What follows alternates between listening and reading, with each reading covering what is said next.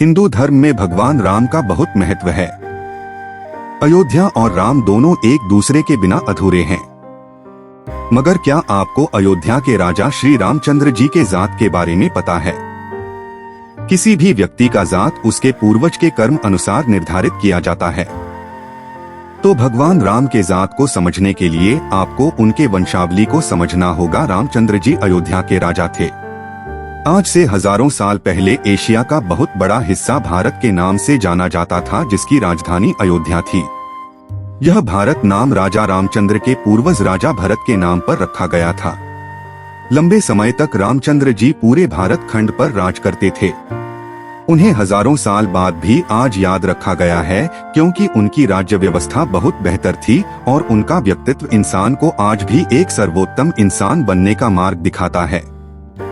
रामचंद्र जी का जीवन पूरी तरह से त्याग पर आधारित है और वह दर्शाता है कि किस प्रकार समाज कल्याण के लिए और इंसानियत को बरकरार रखने के लिए त्याग करना बहुत आवश्यक है। राम जी का जीवन हमें बताता है कि आपका त्याग जितना बड़ा होगा, आप उतने महान बनेंगे। हिंदुओं के प्रमुख देवता भगवान राम इक्ष्वाकु वंश के सूर्यवंशी राजा थे। भगवान राम का धर्म हिंदू था, उनके वंश का नाम इक्ष्वाकु था और उनकी जाति सूर्यवंशी क्षत्रिय जाति कहलाती थी। रामचंद्र जी मनु, मांधाता, भरत, कश्यप जैसे राजाओं की वंशावली से ताल्लुक रखते थे। उनके पिता का नाम दशरथ था। भगवान राम के दो बेटे हुए, एक का नाम लव और दूसरे का नाम कुश हुआ। मगर इसके बाद इस वंशावली का तालमेल थोड़ा बिगड़ गया। इस वजह से इसके बाद के राजाओं को याद रखना मुश्किल हो गया। कुछ लोग रामचंद्र जी के परम भक्त हैं और इस वजह से वे भगवान राम की पूरी वंशावली को समझना चाहते हैं। हमने आपको भगवान राम के रघुकुल में जन्म लेने वाले सभी राजाओं के नाम नीचे सूचीबद्ध रूप से बताया है।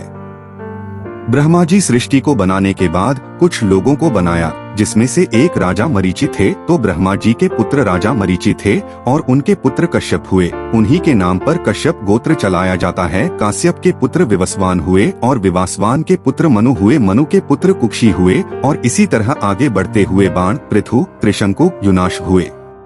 युनाश के पुत्र मांधाता हुए, जिन्होंने 100 राजसूय यज्ञ करवाया था और राज्य विस्तार के लिए अश्वमेध यज्ञ की शुरुआत की थी। मांधाता के पुत्र सुसंधि और सुसंधि के पुत्र राजा भरत हुए, जिनके नाम पर उस समय के सबसे बड़े पृथ्वी के टुकड़े का नाम भारत दिया गया था। भरत के बेटे असित से साम्राज्य आगे बढ़ा और बहुत सारे राजा आए, जिनमें रघु और भागीरथ का नाम भी आता है। इसी तरह बहुत सारे राजा आए और निहुष जन्म हुआ है, जिनके बेटे ययाति और उनके बेटे राजा दशरथ हुए। राजा दशरथ के 4 बेटे हुए, राम, लक्ष्मण, भरत, शत्रुघ्न। इसके बाद राजगद्दी पर श्री रामचंद्र जी बैठे और उनके 2 बेटे हुए, लव और कुश।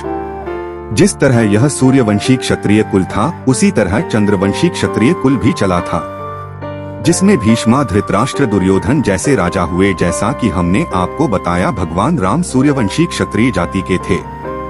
उनके कुल का नाम इक्ष्वाकु कुल था। मगर बहुत जगह आप भगवान राम के वंश को रघुकुल के नाम से भी पढ़ेंगे और सुनेंगे।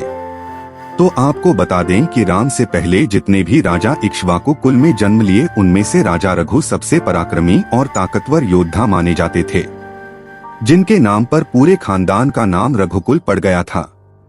इसी तरह रघुकुल में भगवान राम से पहले भागीरथ का जन्म हुआ था, जिनकी घोर तपस्या से प्रसन्न होकर भगवान शंकर ने गंगा नदी को धरती पर भेजा था।